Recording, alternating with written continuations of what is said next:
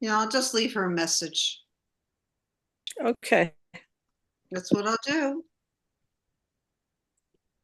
Please leave your message for 20145044917. Hi, Pamela. It's Patricia. We're here at Brownstone Poets. Waiting for you to come on. Okay. Take care. Bye.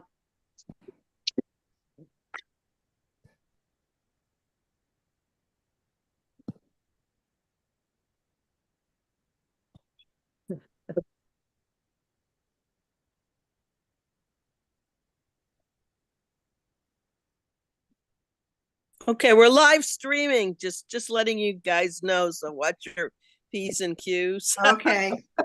Let me just turn the recording back on. Okay. Oh.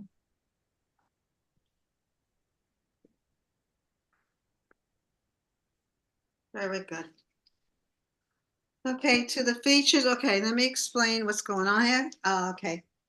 The features get 15 minutes. We begin with about 7 open micers. Hi. Welcome to Brownstone Poets. Okay, the chat room is, you use the chat room to promote your features or your books or whatever's coming in. And also good feedback. We want to keep a positive, friendly, safe space for all the poets here. We're here to share. We'll keep it positive energy. We start with beginning like 6 open micers. I know that Caroline, you're in the first group. So anybody has to leave early, let me know. I'll push you up. Anybody who has signed up is automatically on the open list. We're gonna have features. Okay. I guess I don't see Pamela here. I don't know what to say. So I guess between Megan or Josephine, who wants to read first? Because we're gonna have features 1 and 2. Yeah. Do you have a preference, Mega? I'm okay with everything. If it's okay with you, can I go first? Yes, that would Yeah, be great. thank you. Thank you so Okay. much. I appreciate it, Josephine. Put Josephine number 2, and if Pamela comes back on, we'll make a number 3. Okay, so after we start with the 7 opens, we're gonna have features 1 and 2. That's 15 minutes each. And then we're gonna have a 15-minute break. And when Roxanne comes back, we will come back with another 7 people. And then we're gonna have the last feature, and then we're gonna have the rest of the open mic. So don't forget to use you can use the chat for promoting yourself, your books, your features, and positive responses to poets. And we start around, what do you want to start? 2:15, Roxy? Yeah, it's 2:15 now. Okay, we're gonna start now. Oh, here's Pamela. Great. Okay, good. Hi, Pamela. You can unmute. There she is. I'm sorry. I have to read off what's happening. Hi, Pamela. Hi. Okay, welcome to Brownstone Poet. Okay, we're gonna have, this is the lowdown. We're gonna begin with 7 open micers, and then we're gonna have features 1 and 2. Already, Mega is going first. Josephine's going second. Then we're gonna break 15 minutes, and when Roxanne comes back, we're gonna have another 7 people on the open, and then Pamela will be feature number 3. And then we're gonna have the rest of the open, and each feature gets 15 minutes. And that's it. So we're gonna start. I'm excited. Everybody, please mute. And if you're not reading, mute yourselves right now. Thank you. Everybody mute. And we're gonna start with, okay, I'm gonna read out the first 3. That's Charles Colbean, Ron Bremer, and I guess Ron's not reading. Okay. Ron, you still don't want to read? I guess not. Cindy Hockman and Elizabeth Moss. Okay. 3 minutes on the open, about 3 minutes. Charles, please unmute and share.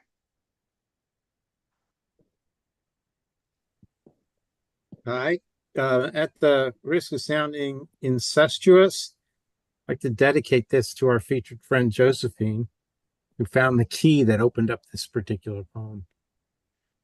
It's called I Count to Four, and it's in 4 parts, which was Josephine's idea.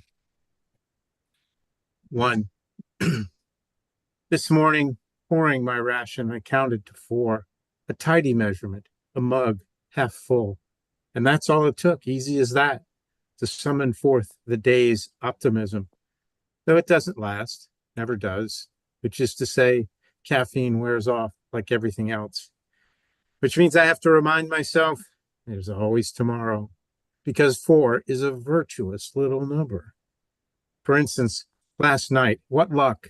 I counted 4 naked-eyed planets, and late February on the deck, I counted 4 red finches, and knew for certain it was a prayer of spring, and yet whose prayers are truly answered. Do you see my problem here?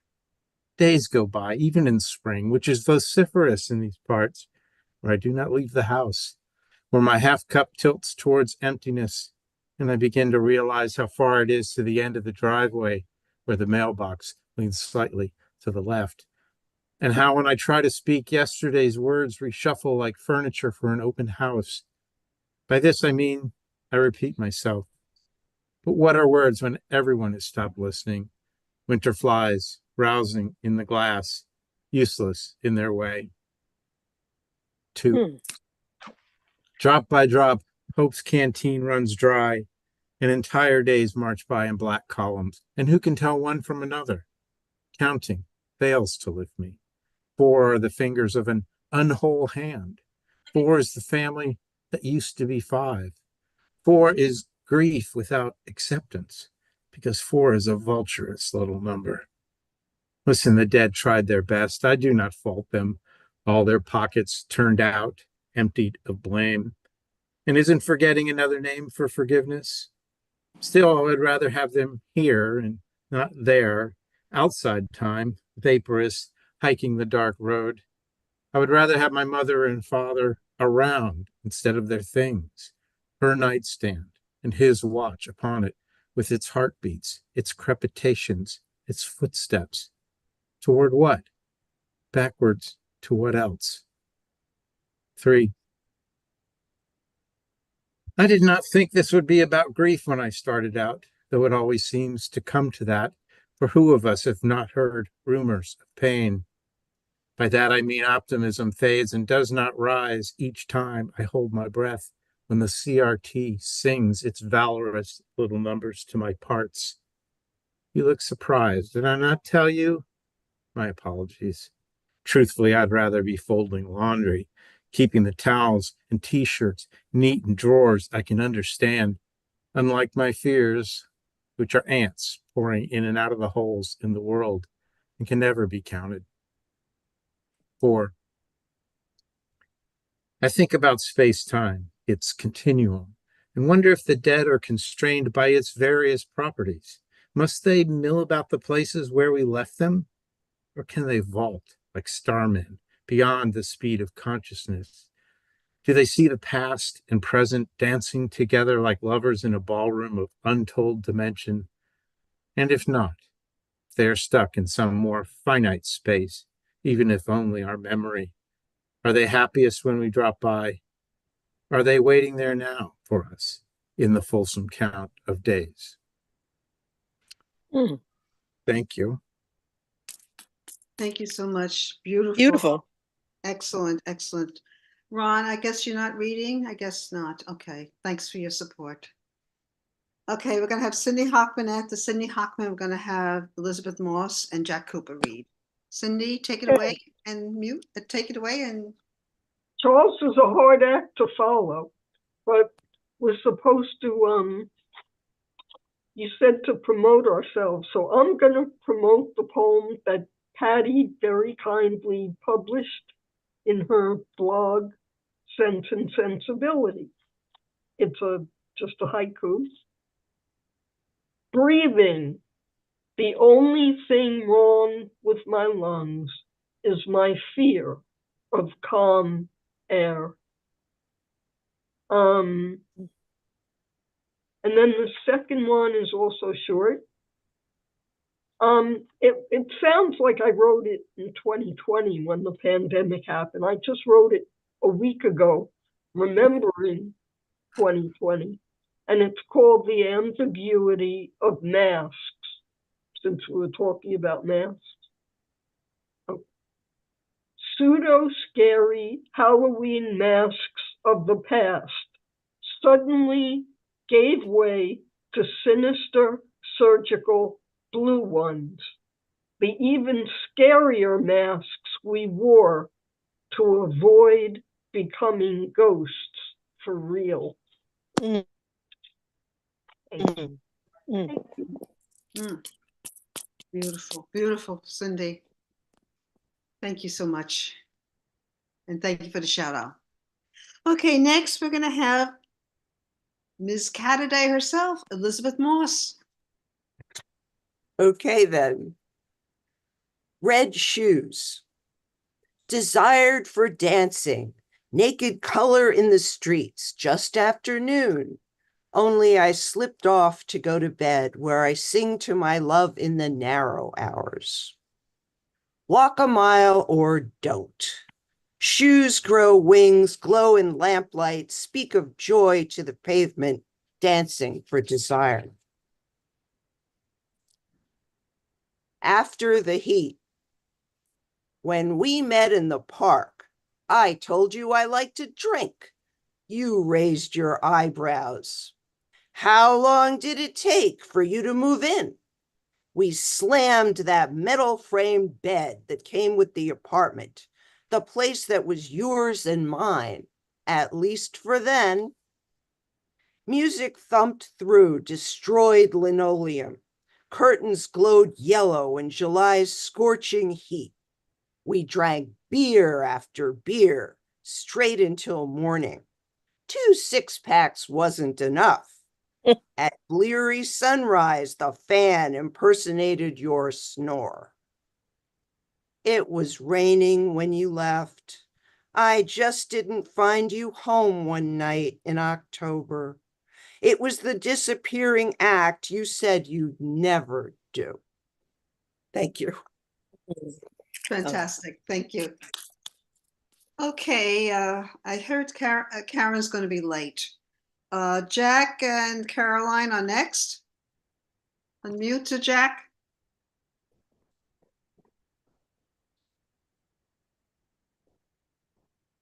Jack? Mr. Cooper. Okay, we're gonna move on to Carol. We'll come back to Jack. Caroline, unmute and share. There we go. Am I in? Okay. Yes, Shall I do the acknowledgement, the land acknowledgement? Yes, yes. Okay, this is because this is the obligation in Canada to our Indigenous people. We acknowledge that the land I'm calling from is the traditional territory of many nations, including the Mississaugas of the Credit, the Anishinaabe, the Chippewa, the Haudenosaunee, and the Wendat peoples, and it's now home to many diverse First Nations, Inuit, and Métis people. We also acknowledge that Toronto is covered by Treaty 13 with the Mississaugas of the Credit. So thank you. And now I'm going to read a poem about this season, autumn, but the poem that's in the anthology, thank you, Patricia, is about spring. So this is the opposite. Anyway, understanding autumn. Every year where we live, autumn arrives with colors blazing vibrant red and gold. A walk in the ravine on a crisp day opens our eyes to see the forest like a movie on a giant screen. It is exciting to experience the royal cavalcade when the sun shines on the dazzling array. Like my friend, no longer young, who dresses with a flair that captivates imagination. Her outfits may be vintage, but always elegant, gracious, and generous. She celebrates life. The cold comes soon enough with darkened skies. Leaves fall into the wind. They swirl away. The energy that quickened every motion starts to slow down. The shoulders sag. It's time to calm the pace. Inhale, exhale, rest on a park bench. Take time to think. Back over many years of changing seasons. Time to remember autumn, where the magic comes from. Thank you. Beautiful. Thank you so much. Okay, Jack, are you back? Jack is back. Okay, Jack, take it away. I've always been here. I just couldn't unmute. Hmm. So I thought I'd read something from my forthcoming anthology, forthcoming collection, Slouching Toward Bushwick. But hearing Charles, I was going to do another one, but I'll do this. It's called Blue Moon. This, the halo I sought, the small circle of thought, paradise to those who feel, sensible of its locality, desires more than the sum. And so reclusive, exist out loud, heralded by the stars alone,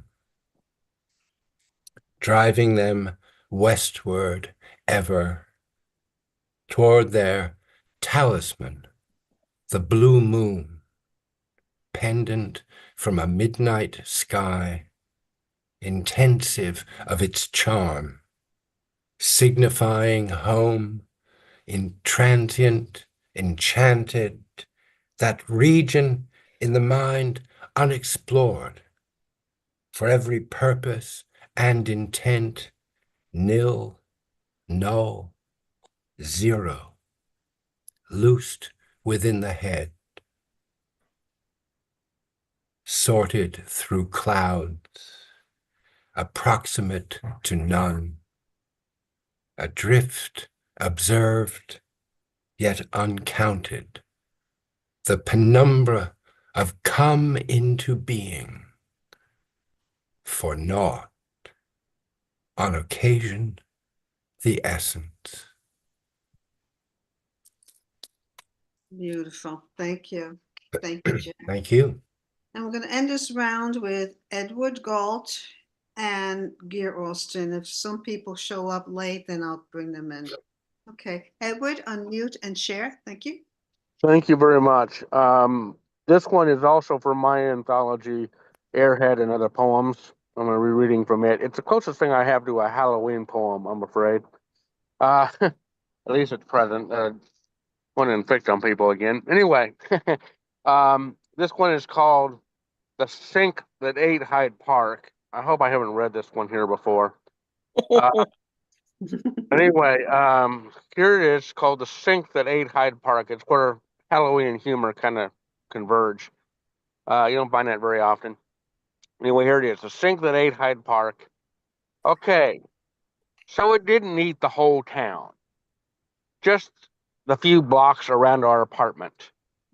Still, my roommates and I had left the dishes go a while. Actually, quite a while.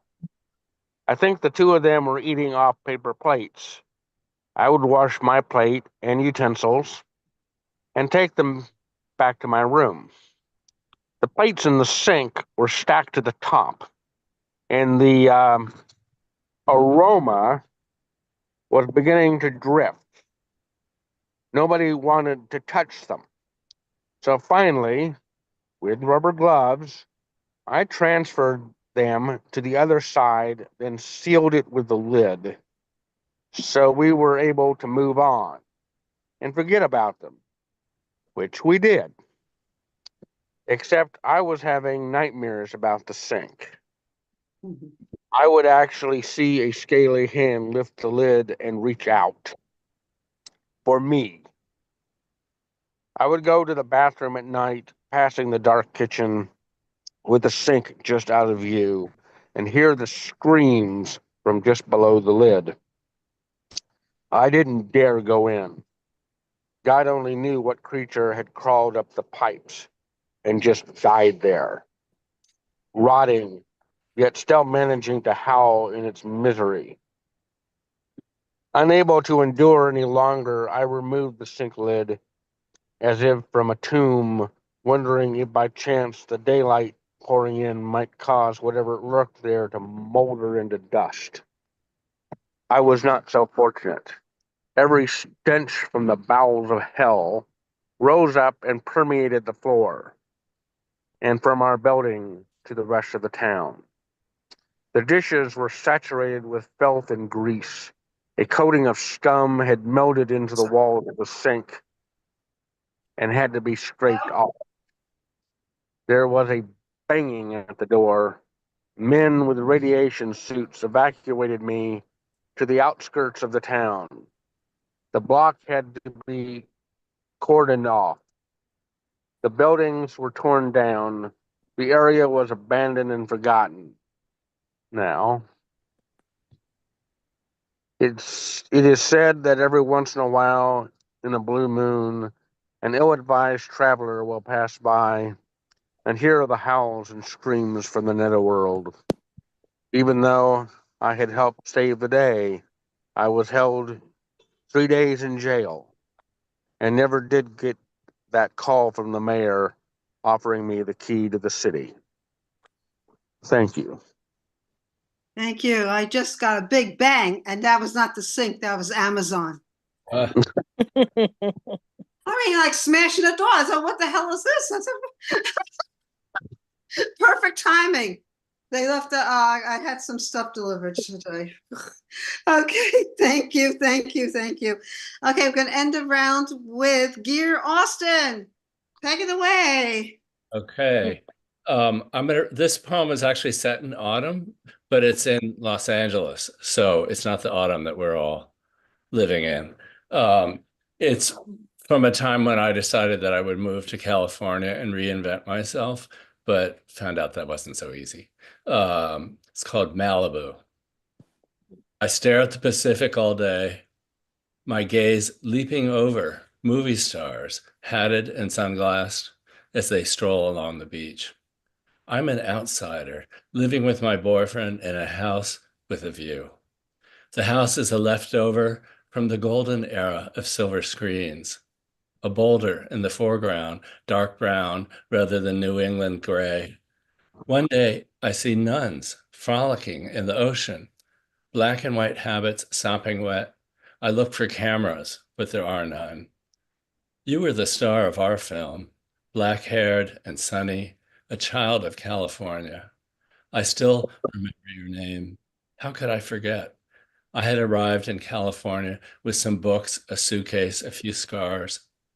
You wanted me to fall in love with your scenery, how the ocean lulled us to sleep, how the sky oranged and pinked in the evening, how the beach was public property to the high tide line, but there was no parking where strangers could park. But I didn't cooperate with your plans. My body grew eastward, my white shirt at odds with the ambiance.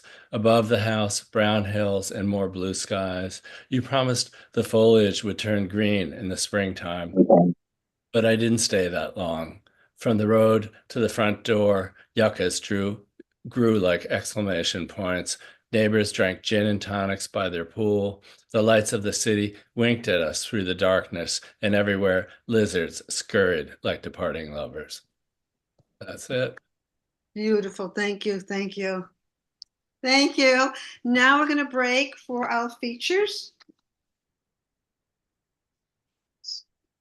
We have Mega Sood. Mega Sood is an award-winning Asian American poet, editor, author, blogger, and literary activist.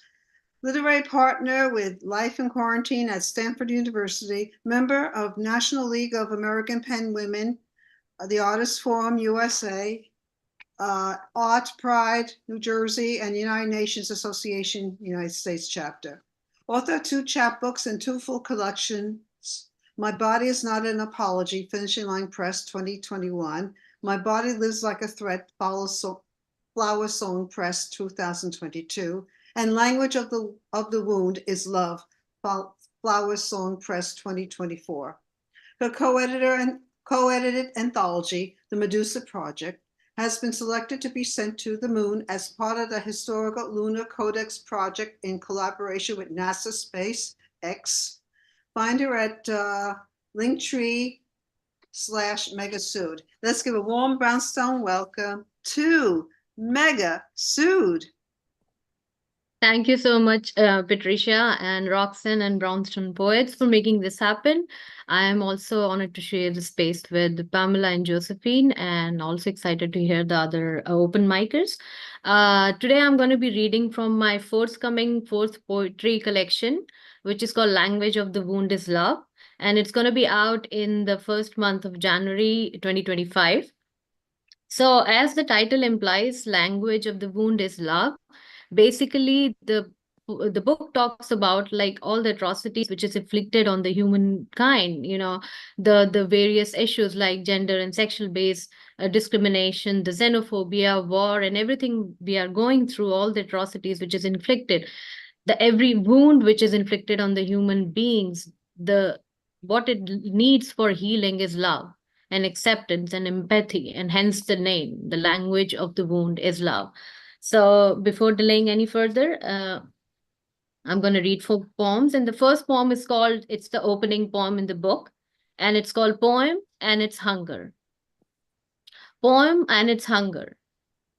Do you ever realize how the body reclaims itself, like the dried scar from its time of birth?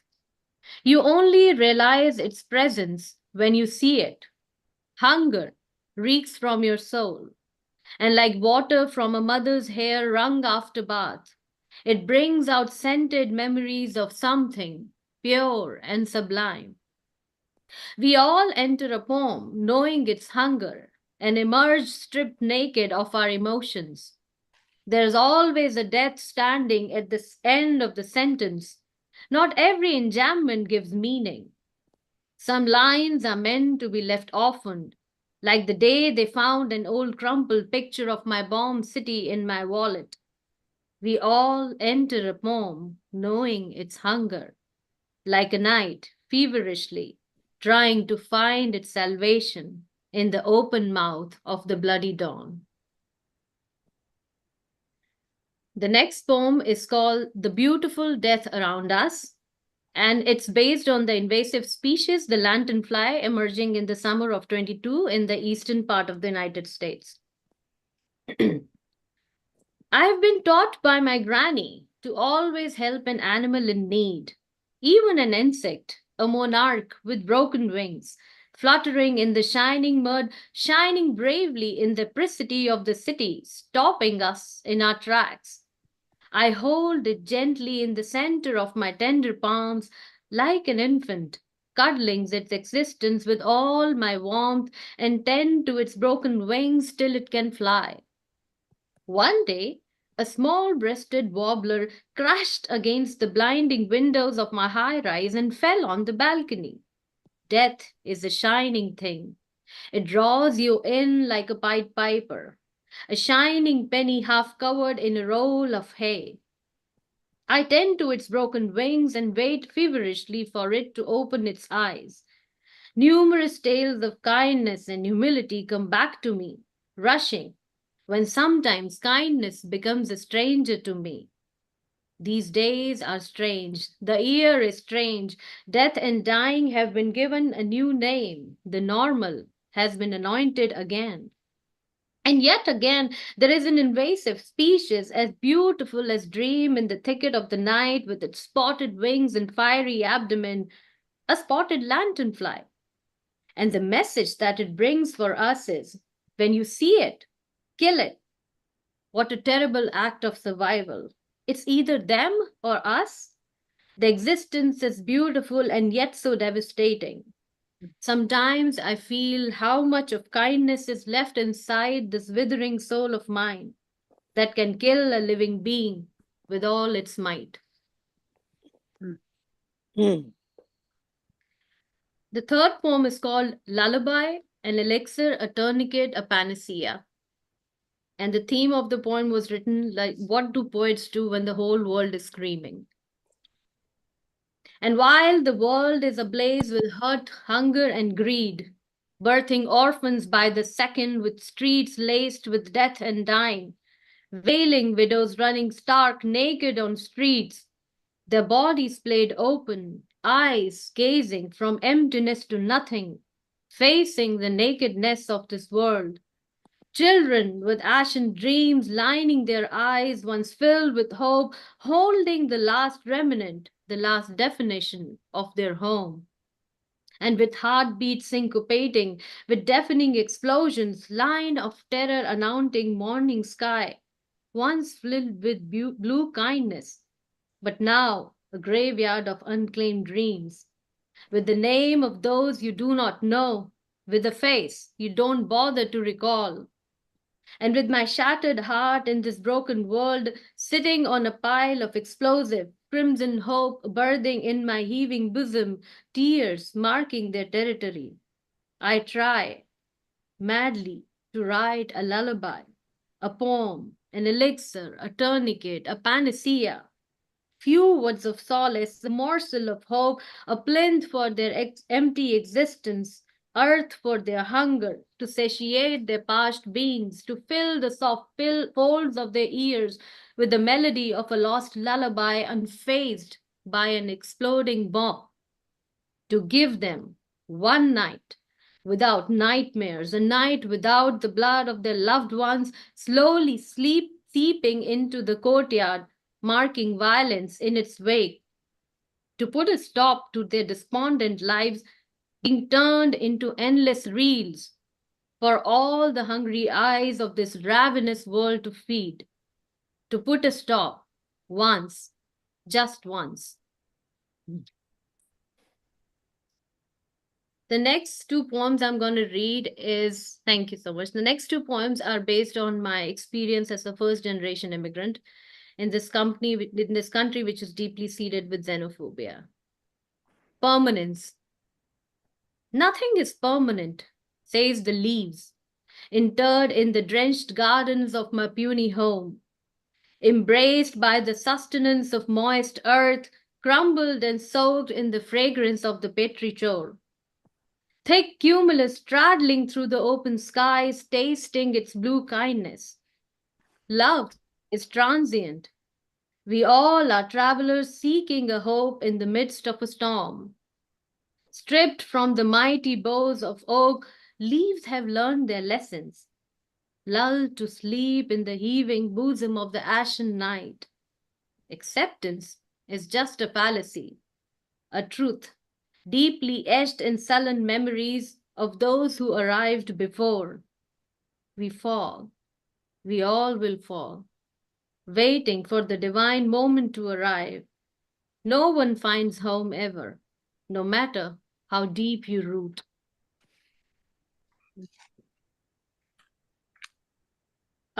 This poem is called Taste of Home, and this poem basically I've written for my love of mangoes and my home food and everything which I long every single day of my existence, being a first generation immigrant.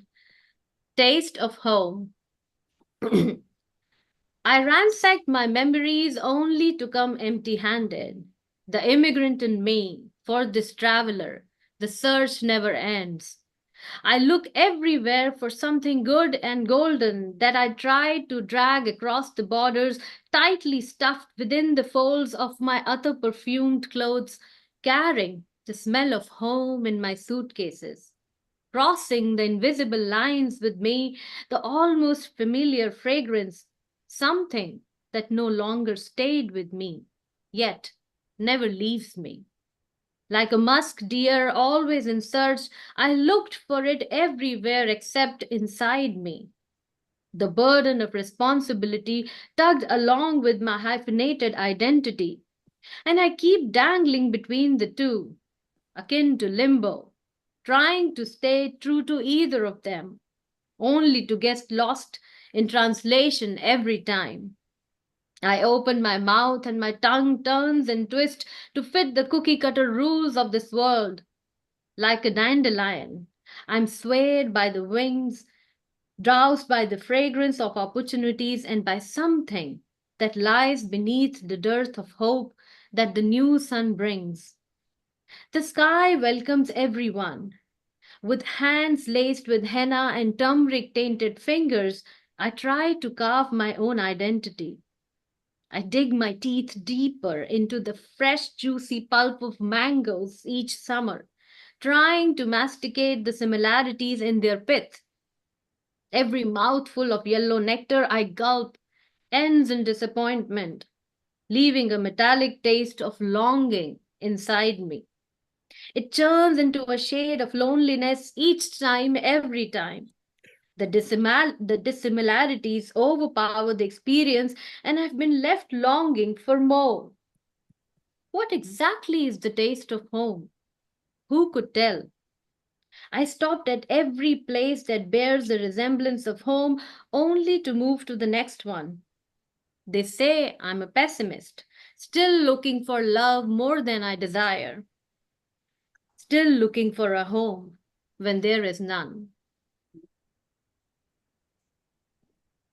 The next poem is called Deciphering the Madness, and this poem was played on WNYC Studios in honor of National Poetry Month. Deciphering the Madness.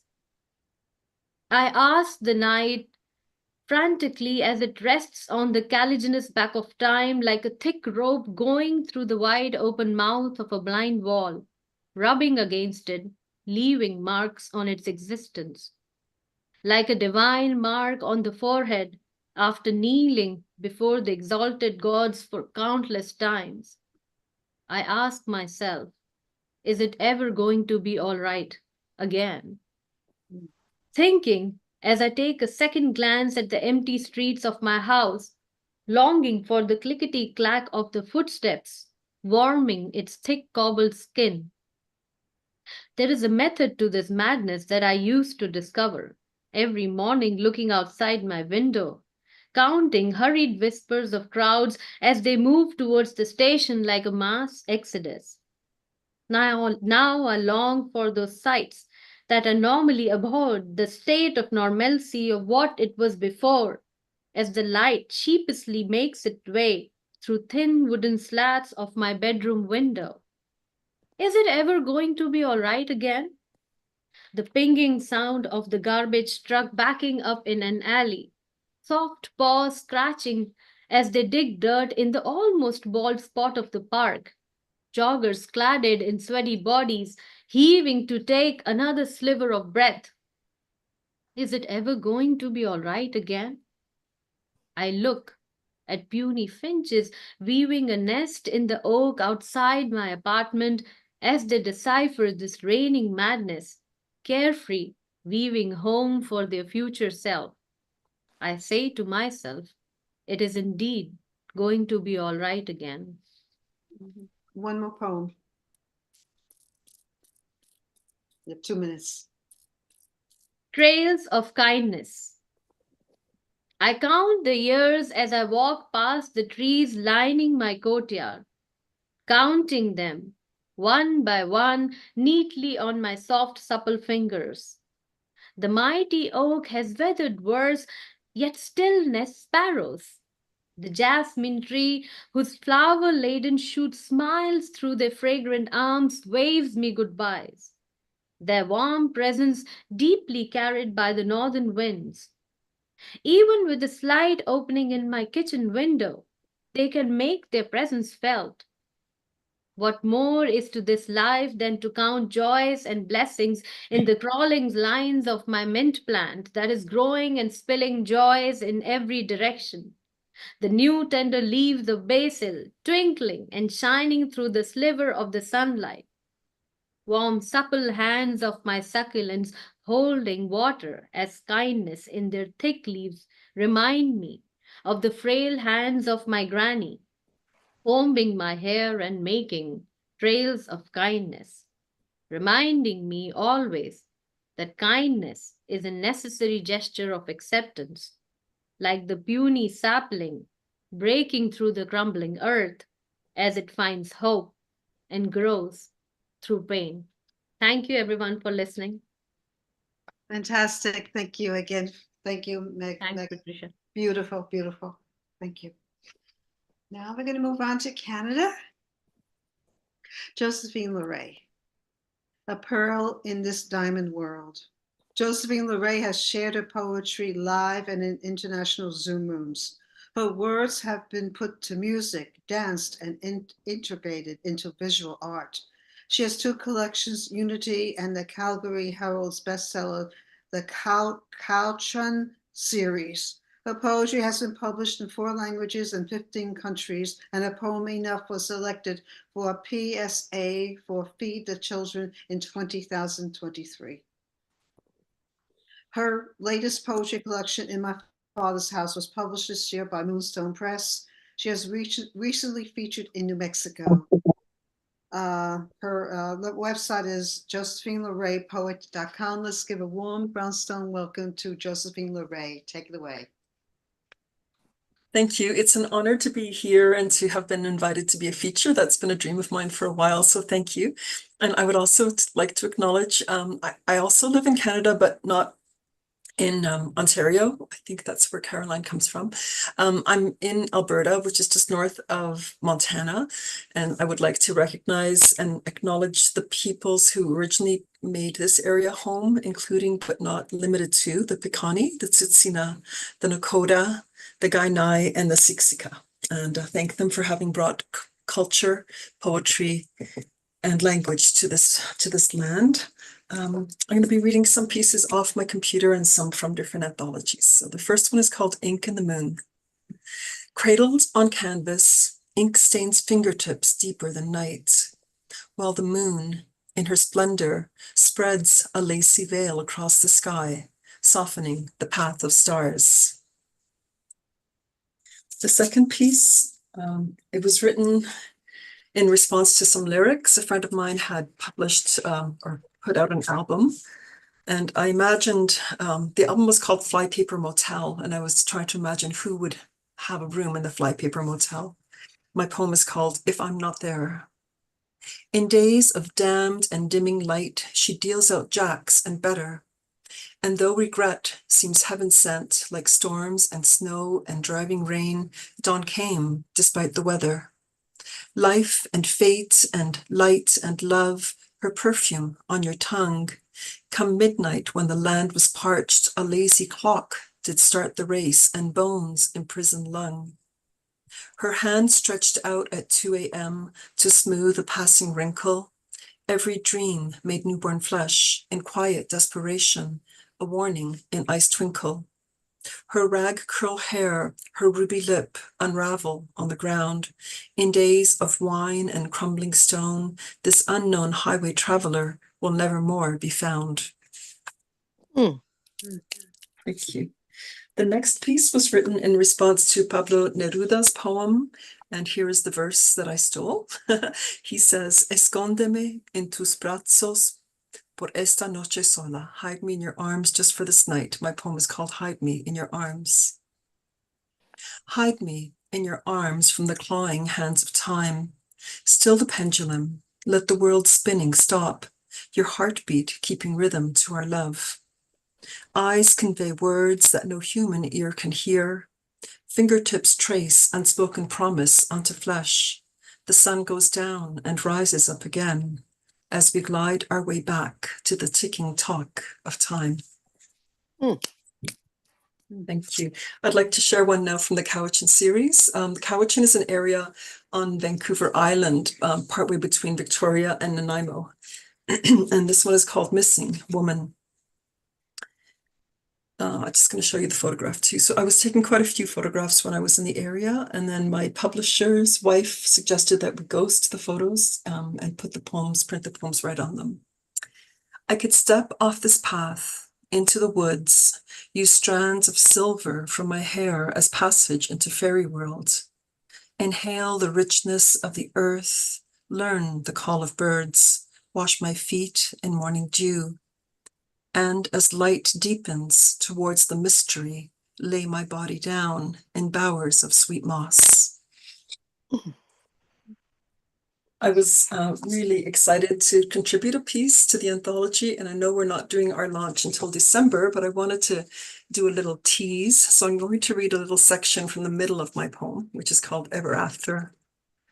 The children condemned to wander 40 days and 40 nights in dark woods and did not know to avoid the wolf, and grandmother's clothing did not know to decline the persimmons, did not know that their trail of crumbs and seed had been devoured by blind birds and mice and bats, or that the sky itself was falling.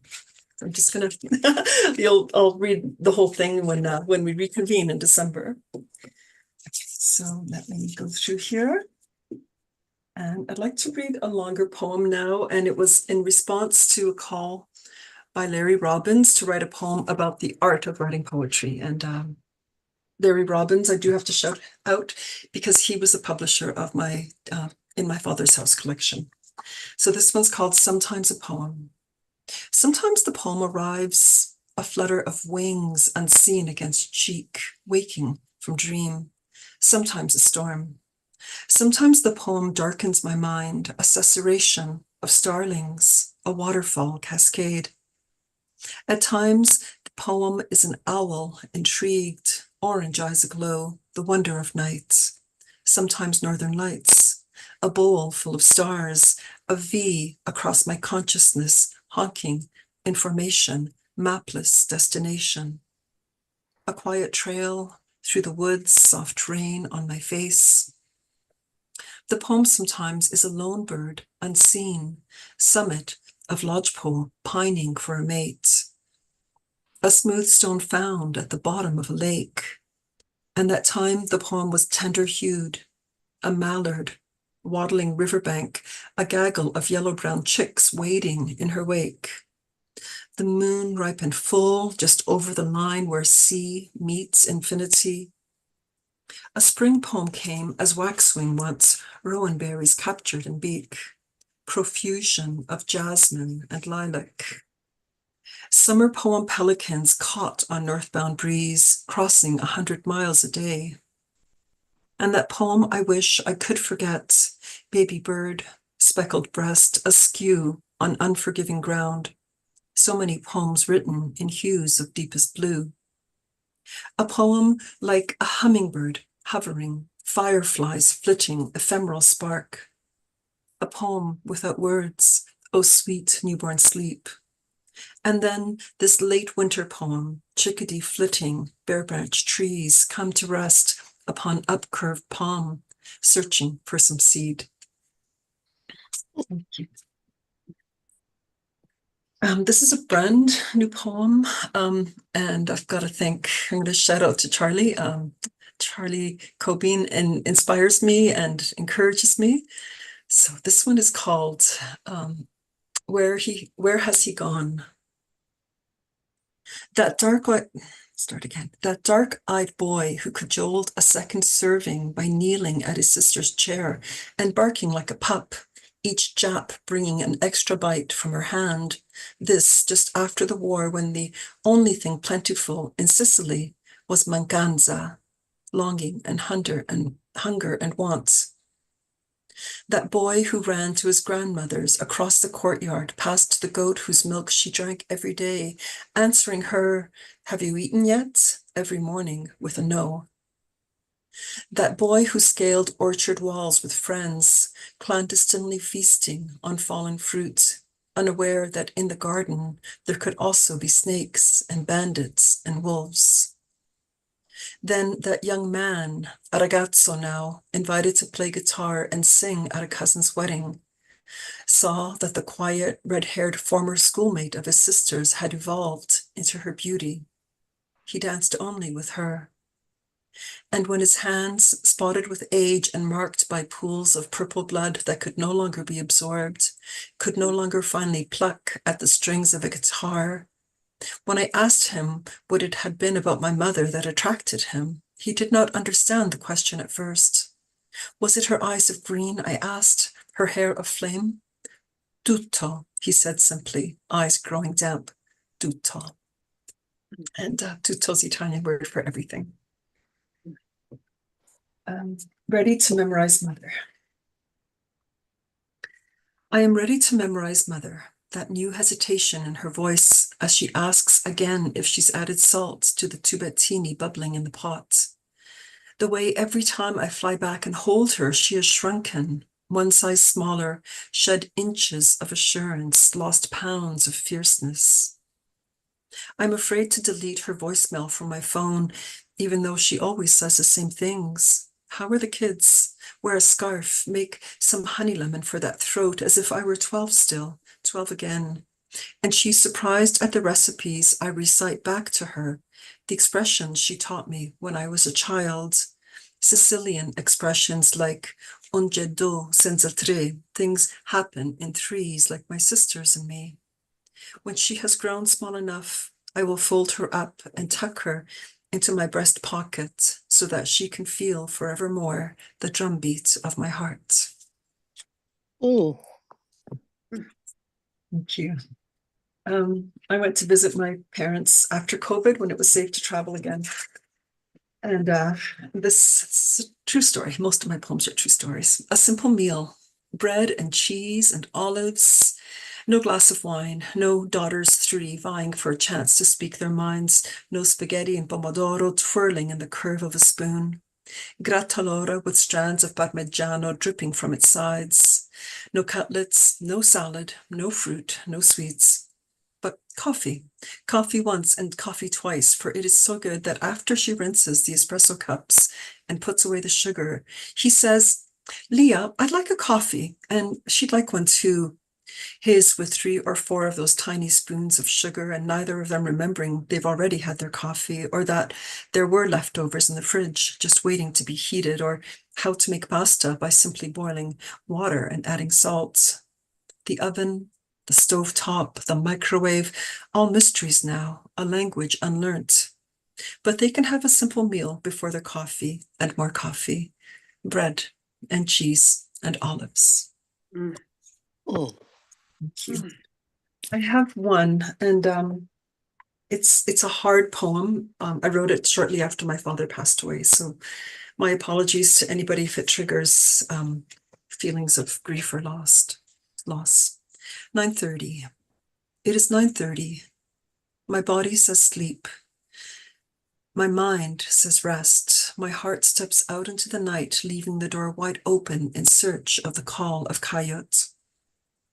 If I had a slingshot and 7 smooth stones, 5 smooth stones, even 3, I would pluck the streetlights from the sky, one by one, so that all that would be left would be the cold moon and me.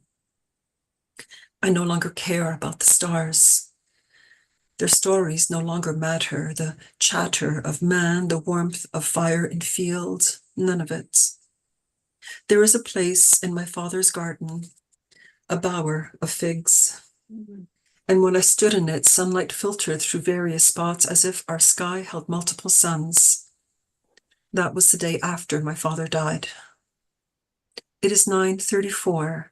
I looked at the clock and noticed when 24 hours had slipped by after his death. He passed at 00:18. Time has become an accordion with only sad strains stretching out and tumbling past. It has been 6 days since he passed, 30 hours since his cold body was jacklifted into a maw sealed with putty and trowel and drill. My father had a trowel just like that. He too used tools. I had gone down to the garage into one of those balsa wood baskets that once held summer tomatoes, tucked one of my father's tools into my tote for the funeral home, in case I needed to fuel him, a wrench. And I tucked a few nails into the pocket of his best suit, some loose change, for he always had nails in his pocket when he worked, a carpenter, like the Father of Christ. Nails and coins sometimes fell out of his pockets when he lay down to nap. And when I was tasked with vacuuming the couch cushions on Saturday mornings, I would find them, quarters and pennies and nickels and dimes. And always a pencil tucked behind his ear, a smile on his face as broad and as brilliant as the Sicilian sky. It is now 9:38. I felt his spirit surround me while his lungs still expanded and emptied and his pacemakered heart still beat, his hands still warm. That was before his forehead felt like he had just been taken from deep freeze. When I brought my lips to his brow in the casket, I cupped his head with both hands. He did not like to be cold. Commóllame, he would implore. Cover me, please. He asked so little of me at the end. His spirit around me just past 4 that afternoon, my kids coming in from day-long travel, me at the entrance of the hospital breathing real air for the first time in days. I felt him and I felt his peace. And if I sit quiet for a moment, I can still feel it. But will it fade? Like the taste of salt in the sea, the aroma of coffee, a hug that feels like it could go on forever if only we could stand still enough. I do not know. It is 9:42. Thank you. Okay, and there's a poem that I wrote. I guess it was about an hour. An hour. Seems like an hour. I guess it was on the first anniversary of his passing. Grief, as anybody knows who's gone through a loss, grief transforms us. We're never quite the same people afterwards. And this one is called The Burning of the Dead. I never made a fire for you. I lit a candle, yes, but not a torch, a conflagration, a soundless howl against the infinite of night. I could not burn your things, the lists you wrote, the clothes you wore that held the secret of your scent. Instead, I tied these all together with the roughened rope of memory, made a raft, and some nights I float out onto the sea of endless stars, listen for the way you play guitar, strains soft and sad, your voice pure and light, an offering to gods. Why then do I wake to ash adhering the lashes of my eye, ashes in the side part of my hair, the grit of ash at back of tangled throats? And one more about my parents. And again, most of these are based on true stories. My mom's living back in Toronto now. She was living with me for a year in her dementia, but she's gone back and she's in a good place now. And anyways, this poem was born out of a phone call that I had with him. My mother speaking to my father. She speaks to him in her sleep, a love-drugged little voice that has retracted its barbs, its stabs, no longer demanding queen of her own destiny. Time has eroded all of their petty arguments, the clawed words that hurt me more, maybe, than they hurt him, for he loved her despite. His words ringing in my head. Where's your mother? Take care of your mother. Just last week when I called was the first time she forgot he is dead. She told me she is preparing to go home, that she is waiting for him, that he promised it wouldn't be long, that he would help her. I know it is true. Okay, and the last one, just to bring the spirit up a little bit. It's called Two Moons. Okay, there are 2 moons tonight, one in the faded jean sky and one I carry in my back pocket beside the bus pass and the mint-scented gum wrapper. 2 lakes, one mirrored before me, the same color as the heavens, though fluid, viscous, strong enough to support our weight as we navigate through life. The other, just there, behind my eyes, ready to spout at the tenderness, the sadness, truth. 2 forests, darkened as they prepare for sleep, inhaling and exhaling the breath of this land, stronger and wiser every day, every year, reaching underground to share knowledge and riches and perhaps even fingerling tickles. And a forest within, swirling with wind and creatures and sounds with no name. And me too, one observed and one within, reflected, known only and only partly to myself. Thank you so much. Thank you so much, Jocelyn. Beautiful. Very, very honored to have you here. Love what you put out for your family. Beautiful, absolutely exquisite. Thank you again. Thank you very much. Okay, we're going to have a break, 15-minute break. Unmute and you can share. You can go get yourself a cup of coffee, tea, make a sandwich, or do whatever you want. No time for a sandwich. You have to give me an hour Whatever, and a half. 15 minutes, you can, whatever, nosh on something, whatever. Hey, Okay. everybody. Hi, she's Hey, here. Carrie. Hey. Okay, yay, she made it. Okay, and Karen made it too. Okay, so Hi, Karen. hi. So in the next round, we're gonna have Karen Reed, Carrie, Mona. Let's see, Susan Murray, Hobby Sauce, and Margaret Sirocco Reed. Okay, and then the third round will be Lynn Shapiro, Carolyn Steinhoff, myself, and Roxanne. Okay. And before we go to the last, before we have the last round, we're gonna have Pamela Hughes read for us. Okay. Anybody got some shameless plugs? 15 minutes, right? You said break? 15. Try to keep it 15. Okay. Yes. I have let's see, posted in the chat an invitation to the next Artful Dodgers poetry open mic, which is tomorrow at 2:30 New York time, with links to join either directly through Zoom or Eventbrite. If you'd like to be added to our notifications list, if you're not already there, just message me. My email address is also in there. Hope some of you will join us. Let me see if I can find that. Can you just give me Harry, can you give me your email for the Artful Dodgers? Oh, it's Poet Sauce, SOSS, S like Sam, O like Olive, S like Sam, S like Sam, one word, @gmail. Okay, great. Thanks, Harry. Sure.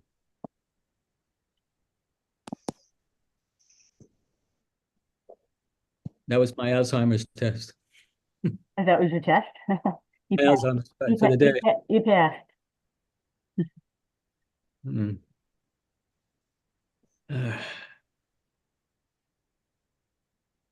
See you on the return, guys. Time for a sandwich, yes. Yeah, quickie, whatever. Go to the bathroom, which I just did.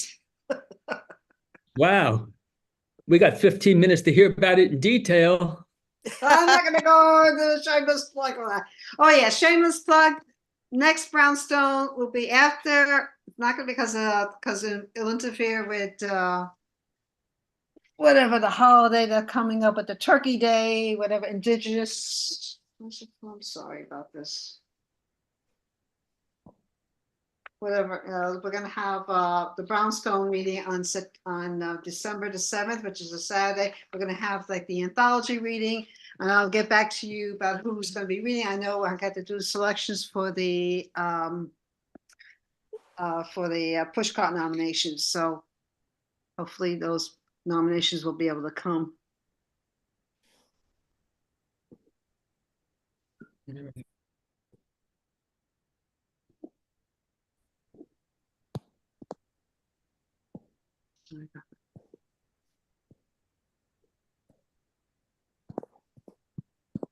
Oh, Lynn's having email issues. Okay. What are you gonna do?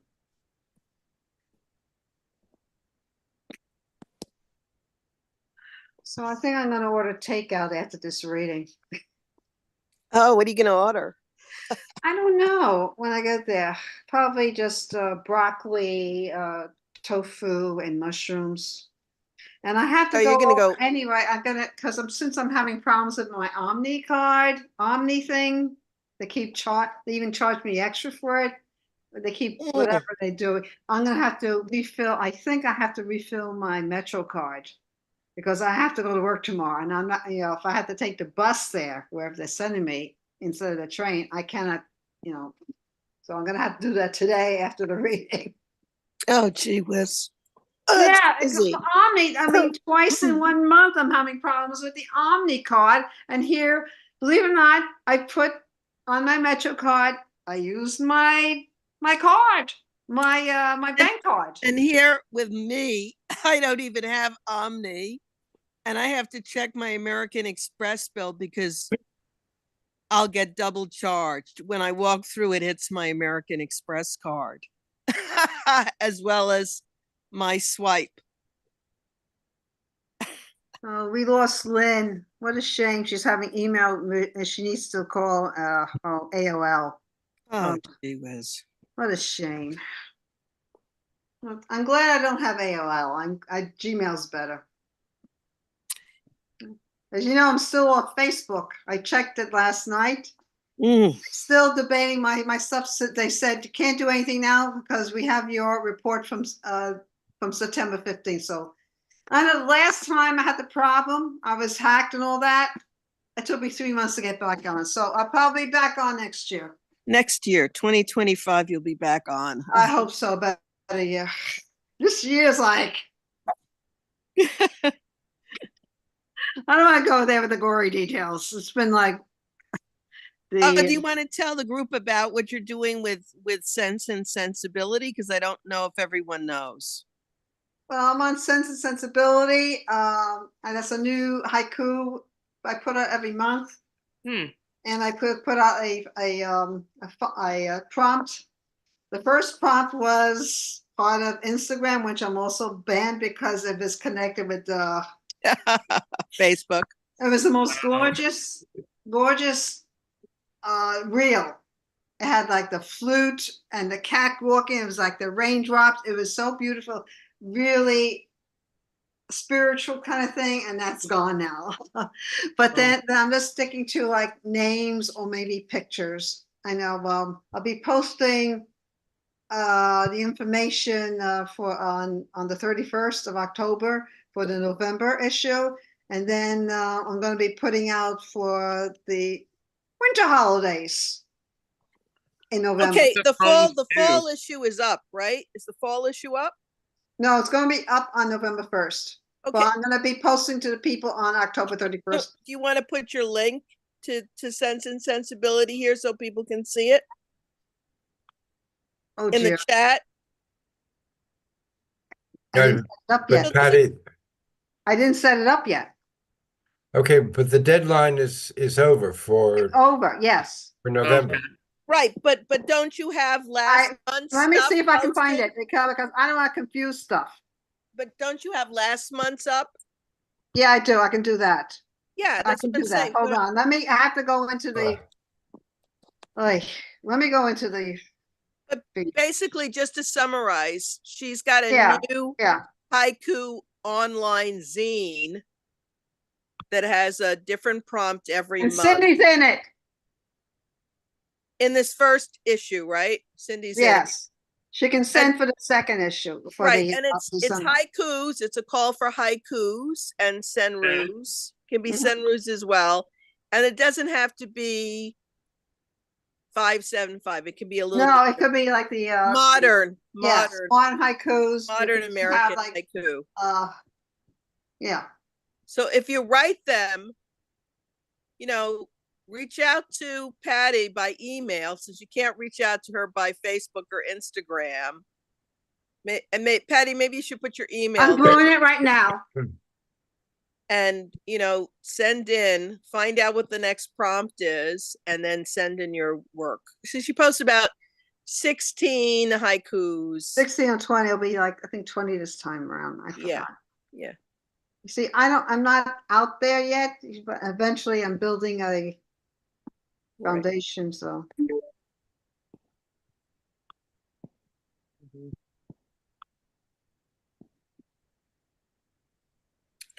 Jack and I, we have a new book coming out next year from a Los Angeles-based poet named Jason Morphew.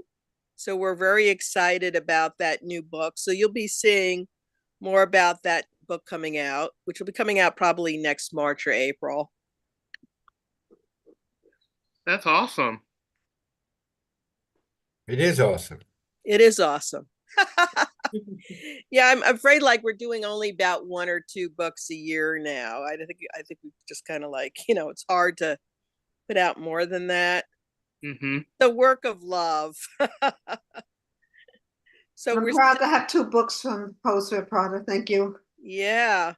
Yeah, we're very proud of those books. The Cupcake Chronicles and Meow Coo and Meow Coo.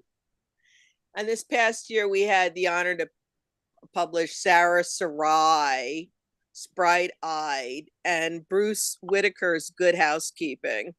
Mm-hmm. So Bruce had some exciting news because his debut collection, The Elk in the Glade, is now available as an audio book. And just remind me, Jack, who is the narrator for the audio book? You're putting me on the spot. Good House. No. Oh my God, come on. You think I can remember? Oh, let me just quickly look it up. He was in he's an actor. Yeah, from the Waltons, the voice of the Waltons, right. Waltons. Bruce Oh, Whitaker. Tomboy. Brucey Whitaker. Bruce No, Whitaker. he's the author. Yeah, Bruce Whitaker. Author, but he's not the narrator. The Oh, narrator. that's his name. Oh God. Richard Thomas. Richard That's it, Thomas. Thank you. John Richard Boy. Thomas. Little House on the Boy. Prairie. Richard Thomas, and you can was hear John Boy? Is that John Boy? Exactly. Yeah, It's and John Gunny Boy. is actually his girlfriend- narrating The Elk in the Glade. I mean, how cool is that? That's awesome. I grew up with Richard His Thomas. girlfriend in the show is now a poet. She's the Oh wow. sister of some fairly well-known poet.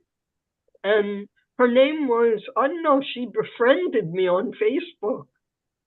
And I remembered her from the show. Oh wow. Also dated Richard Thomas. Her name is it Siobhan or something like that? Oh, I know Oh, exactly. Sean Barbara Allen. Yeah, I know. That's I what it I was. think she's a Facebook friend of mine He's as well. apparently a poet now. Yeah. Interesting. Yeah, she actually, I think, Yeah. blurbed one of Iris's Yeah. books, Iris and Schwartz's books. Yeah. Oh, when did we come back on, Roxy? Because I didn't really time it. I apologize. In 1 minute, Okay. Okay. I think. A Brooklyn Minute. Yeah, one. Un momento, por favor. I'm going to say goodbye to everyone. This has been really terrific. Thank you. It's nice to be back. Thank you. Good to see you. Yes, Good to see you, night. Caroline. We hope to Thank see you you. at the Next time. next Good time. luck. Good luck on November the 5th. Oh, geez. Oh, yeah. Oh, Oh, yeah. thanks. Oh, gee. Oh, my God. Don't, Wish yeah, everyone I know. good luck. I know. Let's vote. Get out and vote. I'm doing my early voting soon on the 31st. I'm going to get my candy. I am going on November 5th. I have to work November 5th. I'm working the tables. Ugh. No, They I don't already have me on the voted. scanner this time. The new person who's in charge now. What are you Okay. gonna do? Okay, let me know when I can go back on. I think we're ready. Let me Okay. let me put the recording back. Okay, Hang on. now I'll read off who has to read. Okay. Okay, welcome back to the next part of Brownstone Poets. Thank you for those who are able to stay.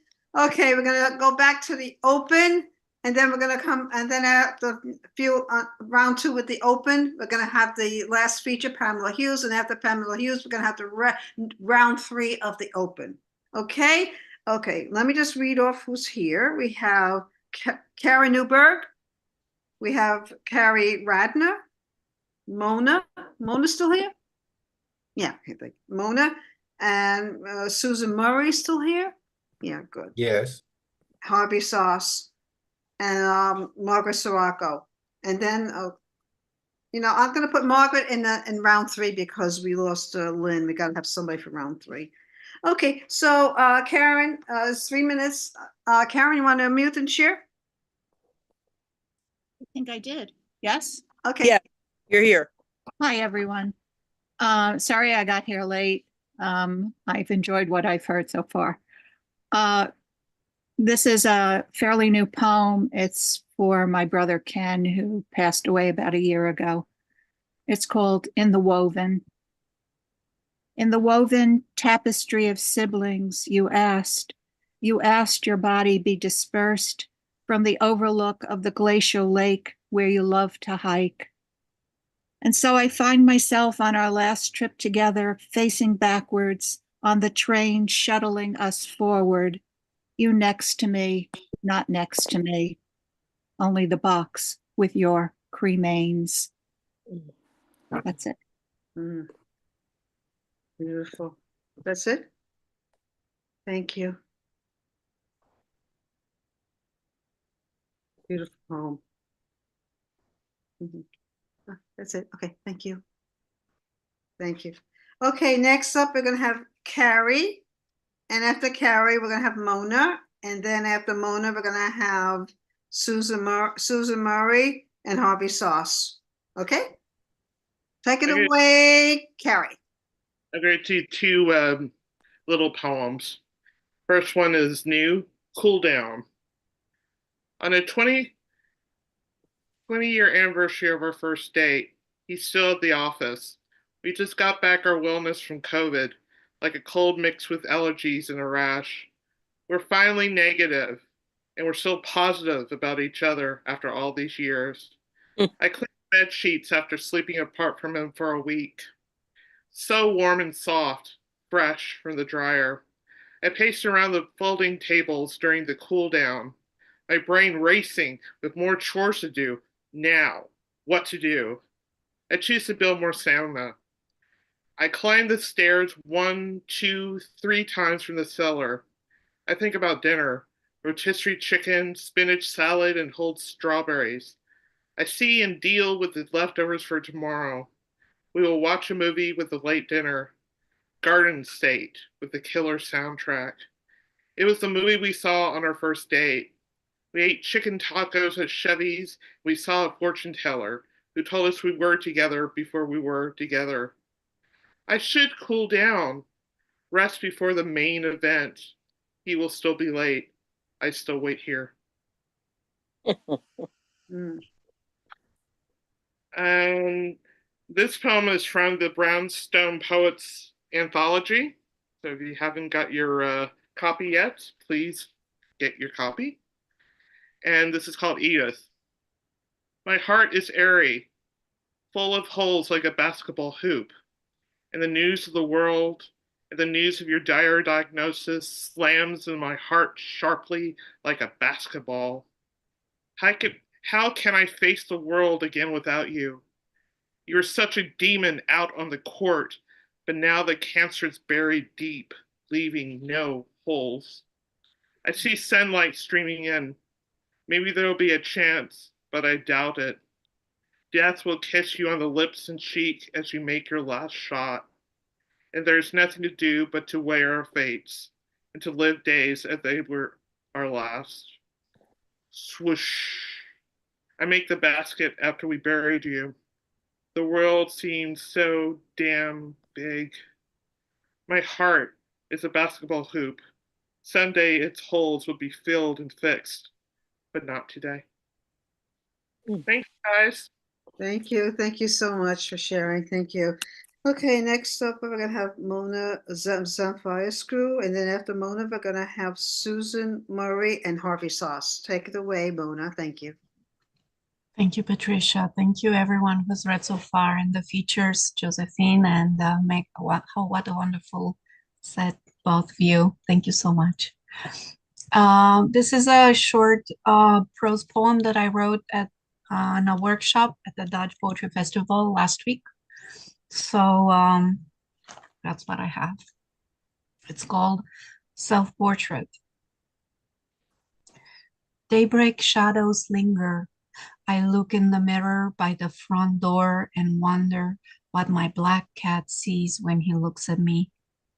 White hair down my shoulders and tired eyes. Why, after all these years, he's ready to climb on my lap and look at me with his white whiskers and languid eyes. I don't ask. Where did the time disappear? The pen in my hand is a memory, a remnant. I was young once, We're writing, surrounding by people and books. Across the room on a bar stool, a boy with a tiny mustache and wire-rimmed glasses reminds me of my son in the desert. My son in the desert, the war still far away. The young man at the counter is writing, his youth apparent, his youth transparent. I want my son to feel like the cat ready to jump on my lap as I enter the house. I know nothing about us is as simple, yet black and white, just ways to say, I love you. Today, I see again how night sets over the desert and how the sun comes back. Mom, I wish you could see the way wind touches my face in the early mornings, the first patrols. The kids in the village are nice. Some days there are apples and candy thrown our way. I think they know we are leaving. Others will take our place. The desert is kind today, Mom. White hair falls on my face like a river, and I stop worrying. I am grateful for the young man writing his life.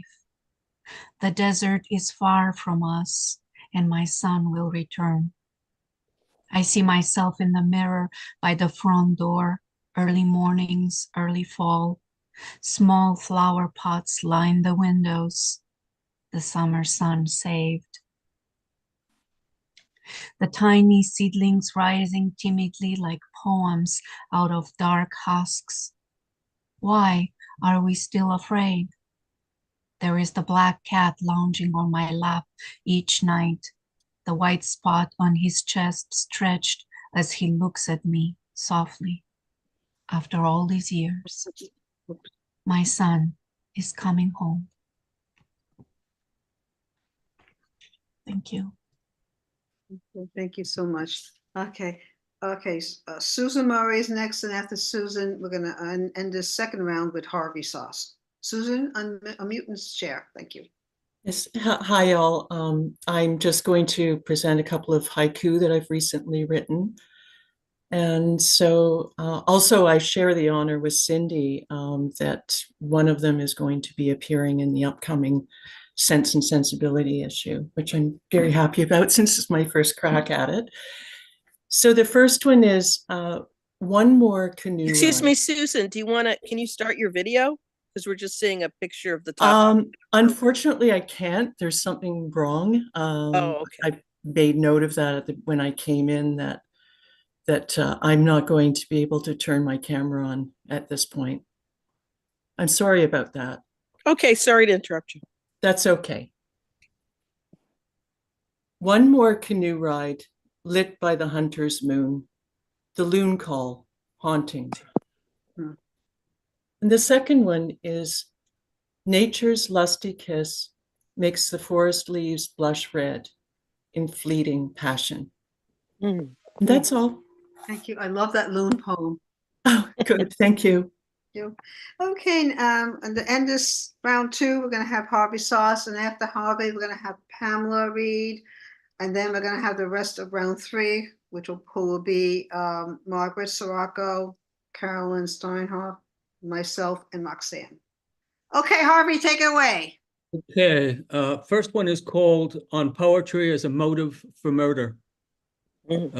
Epigraph. Ossip Mandelstam packs to leave his wife.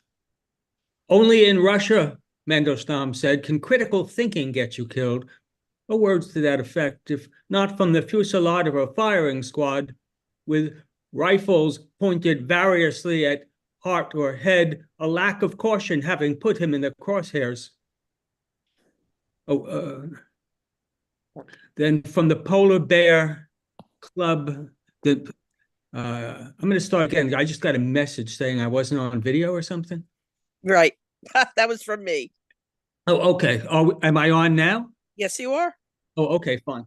Let's do it again. Only in Russia, Mandelstam said, can critical thinking get you killed?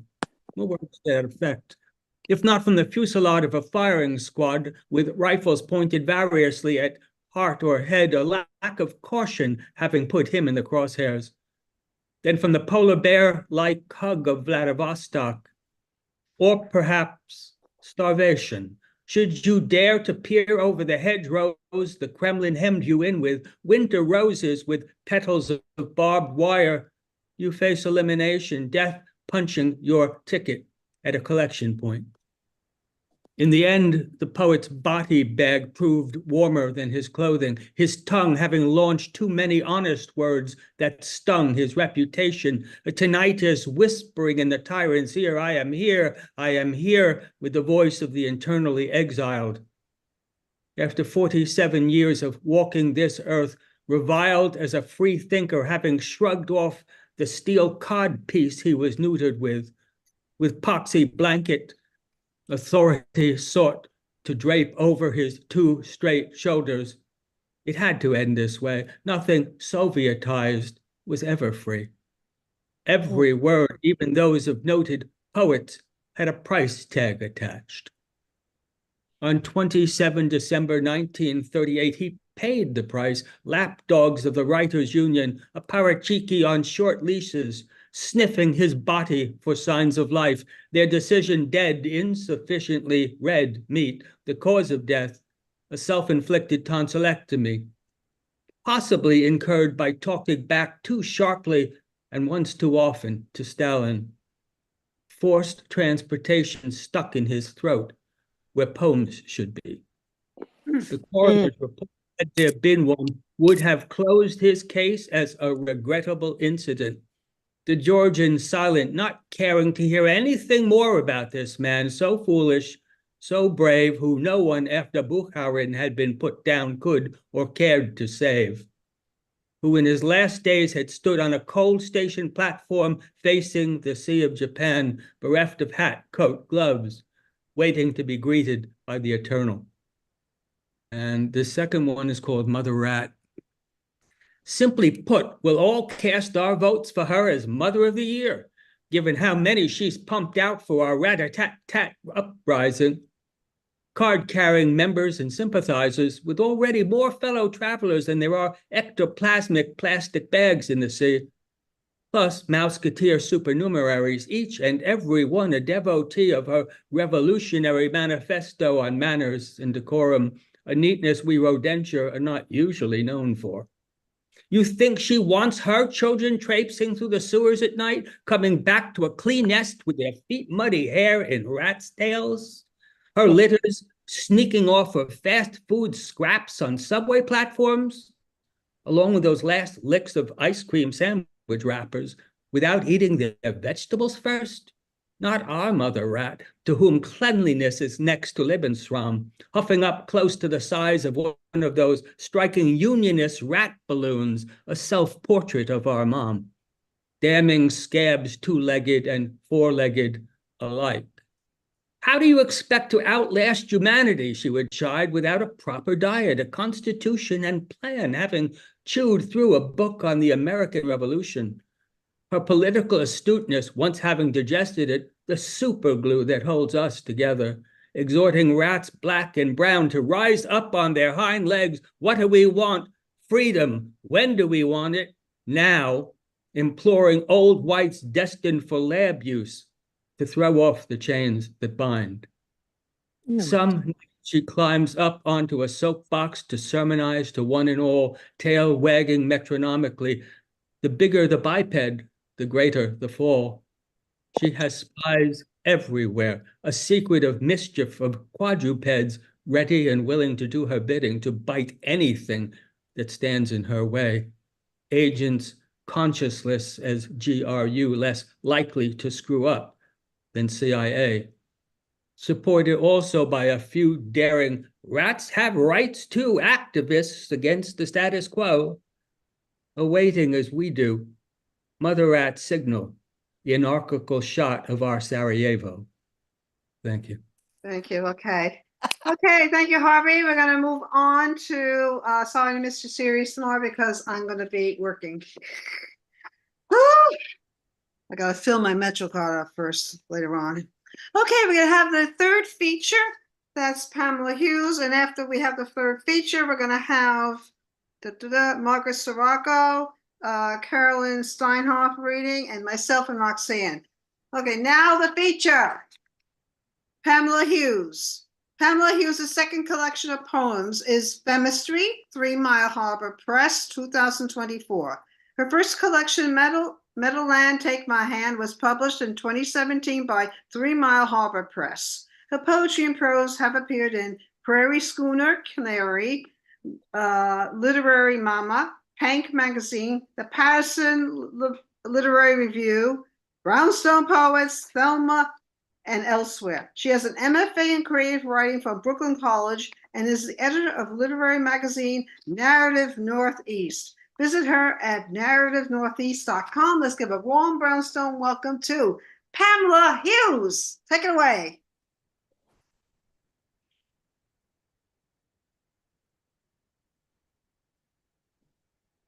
Pamela? Emily, you have to unmute. Unmute. There we go. I was speaking and I didn't unmute myself. I wanted to thank you, Patty, for supporting us poets and for this wonderful platform that we can read. So I'll be reading from my second collection, Chemistry, as Patty mentioned. It is a kind of about a chemical marriage of women that honors everyday life, their bodies and brains. The theme explores new creations, stories for women. So I'm going to read the first one. It's called Chemistry. I'm just going to jump around a little bit. And it's called Chemistry, the Jeweled Room. So the jewel is a chemistry term for energy. The branch of exploration, and this is called chemistry, the branch of exploration and initiation that deals with the identification of substances of which women are composed, a cup full of accelerant, invocation of breasts and beakers, the investigation of their properties, the parts per million, an expansive power from our periods, table of elements, the jeweled room, the jeweled womb, the ways in which our properties interact, combine, and change, a vibration of substances breaking their bonds with an exchange of atoms, solution concentration, and the use of these processes to form new worlds. I'm going to Moon Garden now. This is called Moon Garden. Let me move this a little bit. Unlike Atlas, we shoulder the weight of the moon on our backs, bend a bit at the shoulder, Hess, midnight, perfect ovary.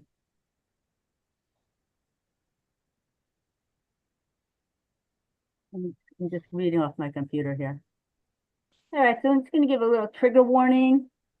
It's a gynocentric poem in honor of women's body parts. In this one part in particular has been maligned throughout the centuries. So it's a little bit risque, but again, though we've all come from our mom's body. So it's called Yoni. And this is after Richie Hoffman's poem called Jupiter. The vagina is Baroque, pink plume on a woman's hip, garland of orchids and iris bearded woman hair. God looks like a woman. I was alive above my vagina. It held me by the heart, my perfect aviary, where love takes flight with a rash of kindnesses, or crashes into the cage of my ribs. All day the goddesses were crushing on us. The clouds sipped my gladness. Even the goddesses' crooked elbows were vaginas. My story begins with skin. Tell me yes, this happy aperture cannot be rebuked. Skin against skin, the time has come to name it beauty. There is gold in our laps. There is God in our lips. All right, and this is called Breath.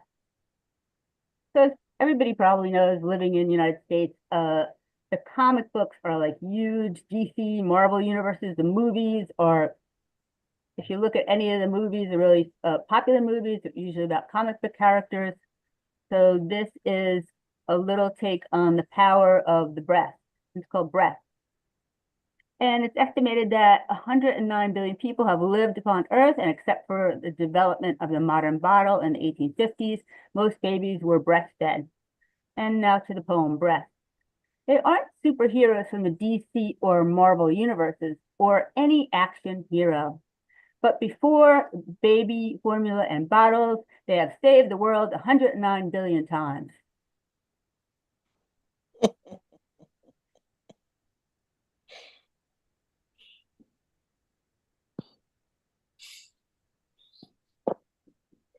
All right, so since we're going to the into the election, I figured I'd read a political poem. I hope it doesn't rub anybody the wrong way. This is called On Reproductive Abortion and Gun Rights in America. And this is a little epigram, and this is from Huffington Post. Alabama Supreme Court rules that frozen embryos are children. What came first, the chicken or the egg? The Alabama Supreme Court has finally answered this age-old question. If frozen embryos are children, then an egg is a chicken, and salmon, roe are already fish. Row, row, row your boat relentlessly up the stream. After Roe versus Wade was lost, a war of words blew up on blogs and in comment sections after editorials from CNN onto bald assessments of Fox News talking heads. Convos that flushed thousands of trolls from under the grubby bridges of social media.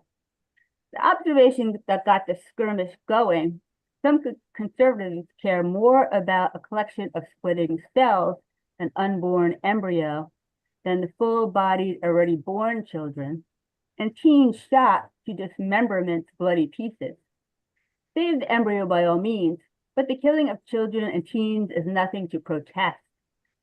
Our young ones caught red-handed, red-hearted, red-livered, the sad leaking brain drain on school grounds, while fixed in the bitter scope and bite of AK-15 bullets. The remedy for mass murder by the conservative Christian right, wrong. I'll say a prayer for you. And this one is called Shift or Get Off the Pot.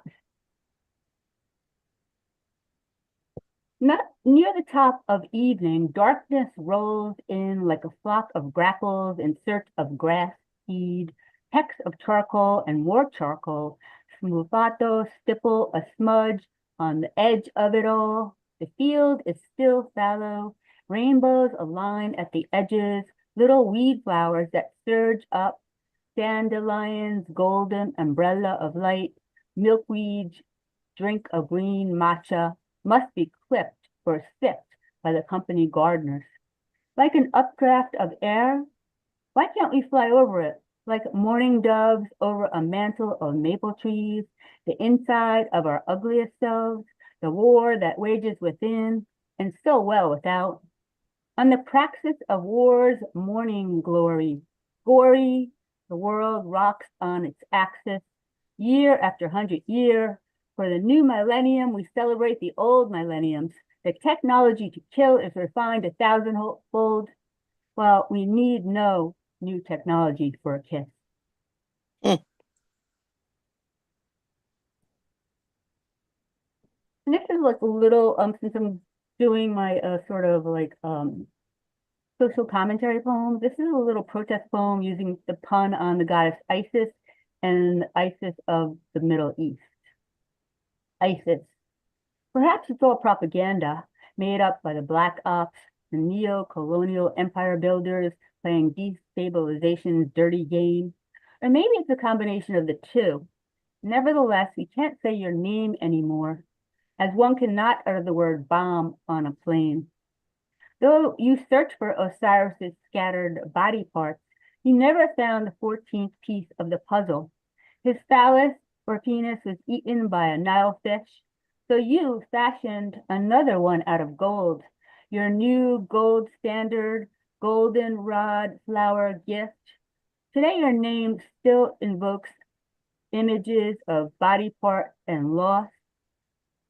Men, women, children, Palestinian, Syrian, Yemeni, Moor. So many remain in pieces, lying in exploded repose. Pieces, pieces. Gotta scroll down here. Shredded bodies, parts that will never be found. And I want to thank Josephine for your Sicilian family poems. So here is one of mine. So we were visiting Palermo, Sicily, where my great-grandmother is from, when Mount Etna erupted. This is a narrative piece about that startling moment that my daughter and I shared when we were in Sicily. It's called Grammar Lesson. Facial masonry, architect's answer to attic lines. If only we could burn down the decades between us, Tris Nona, which means great-great-grandmother. I was built partly by Sicily and great-great-grandmother's high old world cheekbones, scaffolded by Palermo and Mount Etna. Yet I only eat arancini and puff smoke once in a while. One morning, just out of sun-up's bed in Sicily, during a pilgrimage to discover more about our ancestry in a small town called Cimina, my friend called from America to ask if we were all right because a volcano had erupted. Fear gripped my daughter and I like the root of grapevines winding as lit wicks down those fertile slope bombs, until we searched our phones to find that it was on the far end of the island, where the threat of fire and smoke punctuated the air with Etna's tough talk about the grammar of destruction. And so I'm just going to read two more. And this is called The Alchemist, a female. Little array of pretty syllables on the mouth of morning, small torch song, tap of air, triumph, the peak of your high-pitched trill thrills, tiny sun spell cast magic on ears and eyes. Thistle thief, the color of colostrum, creamy mommy, we too are fed when the finch's bright patina burnishes the echinacea's brown nipple gold. And this is a lesson. This is for my mom who passed about 5 or 6 years ago. I should know, but sometimes I want to forget. This is called Mother as Metaverse. So really mother as everything. Little clap of heels on the petite side of morning. She'd wake us with cinnamon and cardamom, heavy cream's answer to sustenance. Later, a wound of salt tears, a dusting of sugar on warm French toast. Though as Italianate as a villa on the Piazza San Marco, or fluid as a Praetorian fountain in Palermo, where her mother's family sprang up like a gulp of water wrung from Sicily's thirsty mountain peaks. What's the matter, mother? Alphabet champion of double X chromosome, our first home. When one door closes, 3 windows open. Her little ghost walks the halls of the place she died years later, along the block of winter's first blast of morning. She woke us, the 2 girls, late teen and early 20s, sleeping away the weekend celebration, striving for immortality while killing off our brain cells. Her words, happy bird song against our sleep, paraphrase of light, moonbeam, sunspot. We love you, mother.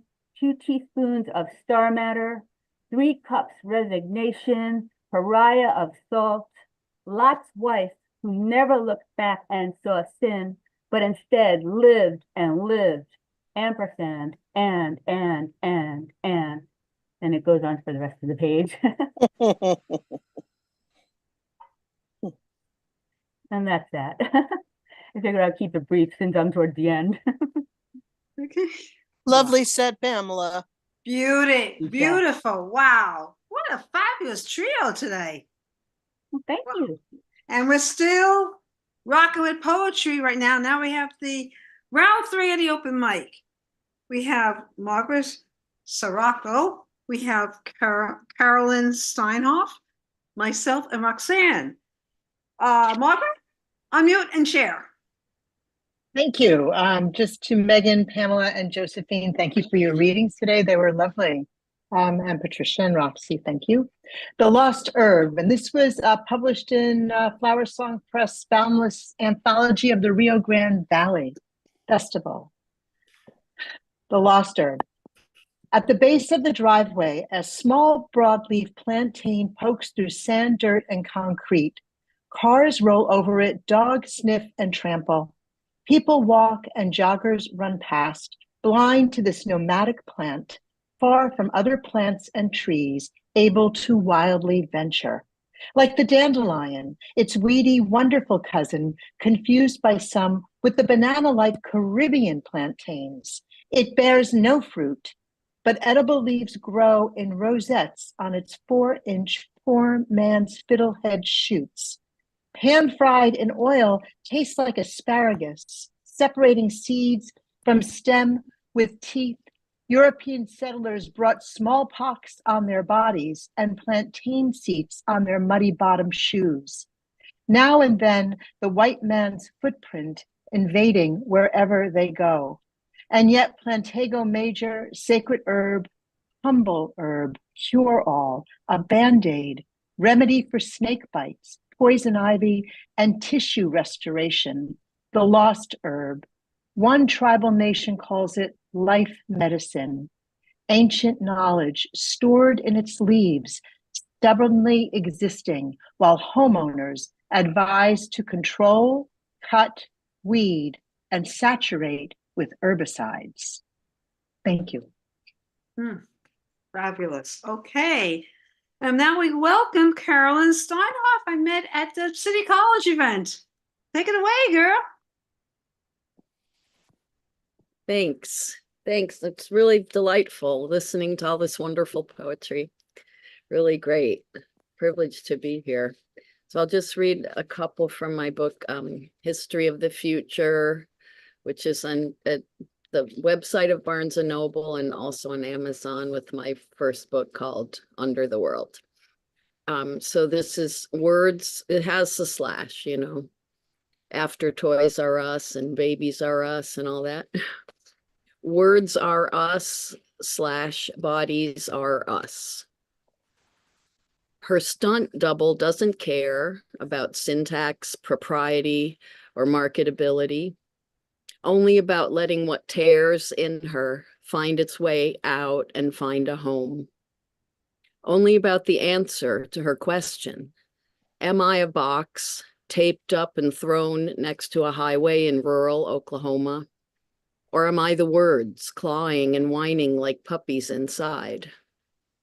Her stunted double takes her place in that future where her mind would go if it refused to stay there in the box. She waits for the answer until hair grows from her old chin like corn silk, one to a kernel, like the spindly young trees in the endless forest that shall cover the new earth after the salted ocean of words that is drowning our cities rises over them from inside of them. Then this poem is called A Dead Country in Your Head. In a country where they're trained to shed old women like out-of-fashion coats, a self has to be a container for everybody's no, the sole repository of knowledge about where you come from and where you go, a holder of a dream where you belonged with some people that you can be trying to remember. Trying to remember it makes you forget it, so you stop trying, and that makes you forget the dream. In the same way, for years, you can be resuscitating a dead person or country in your head and not know it. Or you can feel the life you're living is a false life without realizing it. The past can come to seem as if it's sending you some natural light into the dark, dead air of your big city apartment. Some laughing and hugging can exist in your memory, which is the limbic system of your brain, as closed as a defunded library full of books sitting there aging like grief, sitting there nice and neat on the shelves of the self. In the same way, the huge no that's said and unsaid that lives in us can sound louder to us than the clatter of glass and plastic recycling the superintendent is handling in the no space between the buildings, louder than a drill groaning like a beast that some people are using to renovate an emptied apartment next to you to rent at a profit. In a country like that, words of love coming to you out of the ether seem like angels. That's it. Wow. Thank you. Sadly, we are living in that kind of a country. It's becoming that way. I think so. I wrote that poem years ago. Though. Yeah. Okay, last two will be myself and Roxanne, and there's a little warning about this poem I'm going to read. It's a little controversial, but I'm going to read it anyway. It's what's going on is feminist, but it also touches everyone. Suicide. Sorry, take a while.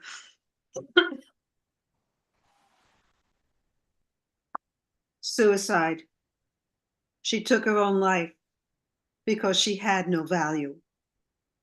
Her mother would criticize her for bad grades and sloppy penmanship, even for not liking dolls and dresses. Her father needed extra comfort and told her to keep it quiet, or else. Her hair, body, and clothes became a schoolyard joke, and the teacher hid behind blinders and earplugs.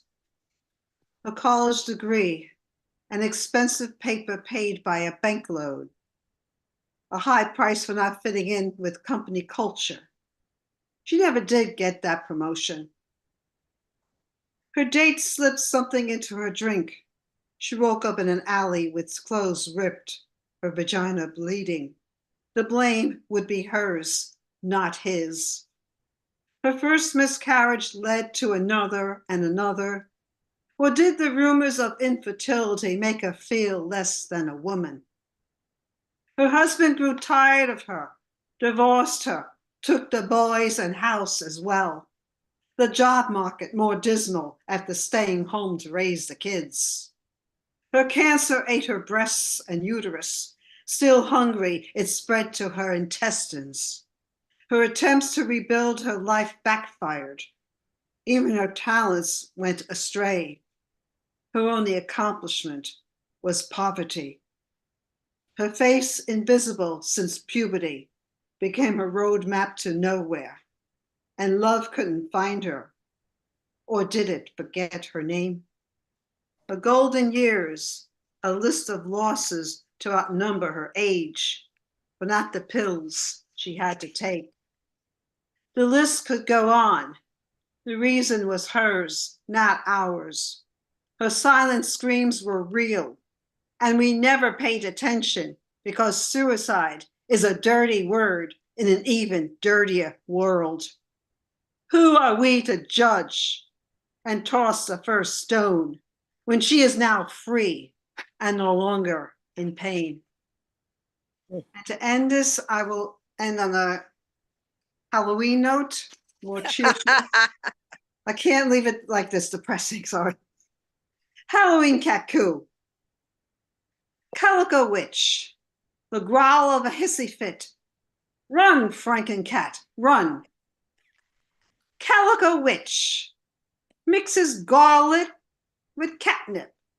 Potion for revenge. Halloween catnip. Inside skull and bones. Black cat's delight. Count Cacula rises from kitty coffin for a catnip fix. Wednesday kitty arouses the dead. The Meowster mush. Werewolf kittens. First Halloween howl at Pet Cemetery. Jack-o'-lanterns wear vampire cat faces. Local mice don't care. And the last, hungry black cats kick witches off broomsticks. Feed me or else. Thank you. And to end it all, Roxy, take it away. Oh my God, it's a hard act to follow, Patty. Okay, I'm gonna do two of my most recent Hitchcocks. Okay, and the first one, yeah, I think I've just done 45 of the 54. We're slowly getting down to the end. So, so some of his early movies are they're more about like life in general. They're not filled with murder and spies. So this is one of the early ones. An accountant's accounting the balance sheet after East of Shanghai, also known as Rich and Strange, Hitchcock, 1931. Assembly line automaton, an accountant, anonymous in a bumper-to-bumper crowd of commuters who dream of escape from this everyman's everyday to exotic foreign lands, far from the familiar ground and grind. Home at last, happy news of inheritance and financial independence jettisons you to the jet-set lifestyle of kings and queens. The little woman left to chance, only to learn too late that money necessitates its own problems, often obscuring pride's perilous portal. Questioned after rescue from a sinking ship, thousands upended, enduring various vicissitudes, welcome and unwelcome. X times 0, you confirm, is always 0. One good wife, priceless. And the last one, if I can find it.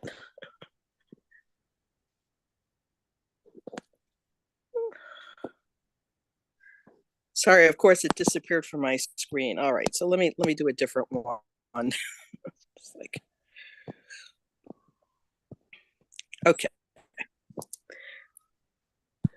This one's called A Chorus Line After the Pleasure Garden, Hitchcock, 1925. An adorable bevy of chorus girls, dancing legs, enchanting fame and fortune, old gold Jensen, heirloom hubbies. One hoofer invites her newbie roomie, it girl, jewel in the crowd, kicks up her heels, letter of referral in hand, makes her way to negotiate opportunities, prime billing, a prince's hand, posher quarters. Quiescent, her quixotic gal pals cast off into the risen star's shadow, but triumphs ultimately under Venus's winsome wing. X factors at work, her yacht comes in, her young man at the helm. Despite all of life and rivalry zingers, she zooms, she zings, and zestfully. Beautiful. Oh, Roxy, thank you. Way to end it. Yes. Okay. I want to thank everyone. I want to thank, give a Brownstone thank you to Mega Sue, Josephine LeRae, Pamela Hughes, the open micers, all the newbies here, Roxy, everybody, Brooklyn, the world. Please get out and, or Americans, get the hell out and vote, please. This election, no, we have to make it happen. This is life and death thing going on here. Exactly. We don't want, we don't want Gilead here, okay? We don't need this. Vote early. Vote early. I'm voting on Halloween, except I'm not going to wear my cat ears because or this shirt because they're going to think who I'm not voting for. I cannot. I cannot do that. I'm sorry, but I'm going to vote Democrats straight down. Vote blue. Vote blue. Be careful. Okay, and we'll be Be back careful. Someone might eat you. Yeah, we'll be back Might eat December you. 7th for the Brownstone Poets anthology reading. Information to come because I have to announce the pushcart nominees and whoever we're gonna have read that day. So that'll be coming after the election because I have to go back to work tomorrow. This is gonna be a humdrum week for me. They're doing a lot of good stuff for the election. Yeah, it's gonna be, and then I gotta work at the tables. Right. Oy. Thanks, Patricia. Thanks, Roxanne. Thank you. Megan. Thank you again. Thanks, everybody. Thank It's you, great. everyone. Love you. great Thank you. reading. Oh, Really good. Oh, good. appreciate all the Megan, thank poems. you for voting. Thank you for voting. All right. Thank you, poets. Bye. Thanks. Hi, Bye. everyone. Bye. Thank Bye. you. Bye. Thank you. Au revoir. Hopefully I'll be on Facebook in December 7th. If not, then definitely next year. I know I'm gonna come I back. miss you on Facebook. I know. Oh, I can't imagine you every just day saying I you would. can Just get off. I don't know why. What the hell did I do wrong? You know, Wow. when I come back, I'm just spamming all my damn pages because the metaverse keeps invading. I get like spammers and I try to block them. I report them, and yet when I was putting something Find you. on the face on one of my pages, they blocked me. That was the enemy because those pages have to come down. I just want to stick as me, and that's Well, it. I think they're down now. Yeah, I know. Let them stay down. I'm not coming Yeah, back on them. Yeah. All I can say is two-step identification. Yeah, It's a pain in the neck, but it works. But the problem is I can't get back on because they still say I'm still. Yeah, when still you in the get back process. on, put in the two-step. The real thing, that two-step. I know they have it at the college. I teach at college, and every time we log on, we have to have our phone. We have to get that call. We have to get the number. Yeah. Or else you Yeah, I'm can used When to it I now. do come back on, I'm not going to be on too much. I cannot deal with Facebook. I'm on Substack. Substack. Okay. Substack's You gotta good. get on that. Yeah. I've been sending out emails. I'm on Substack. Oh, those are the things I deal with, or Twitter. Well, it's really great. Everybody, thanks so much. I'm gonna head out and Thank you, bye, everybody. Pamela. Happy Glad it worked out. happy voting. Happy voting. Yeah, don't forget to vote, everybody. I will be there. Let's see. Let me Thank you. go up I'm gonna here. do on Halloween. I'll get my candy too. All right, let me turn off the Oh, Zoom. I see it. Yeah. Yeah. recording. Patty, I'm gonna email you for a few addresses. Maybe if you get a few people for Narrative Northeast. Okay. Okay. Okay. So Do you have your cat poem published already? yeah. Yes. Yes. Oh, It was okay. just published. Oh, wait till after the election. At the election, please. Okay, I'll It email was you then. just I'll give you published. a chance. Suicide was just published on Waymark, Nice. and the cat poem was just published in the local gems. Ooh, that looks good. The anthology.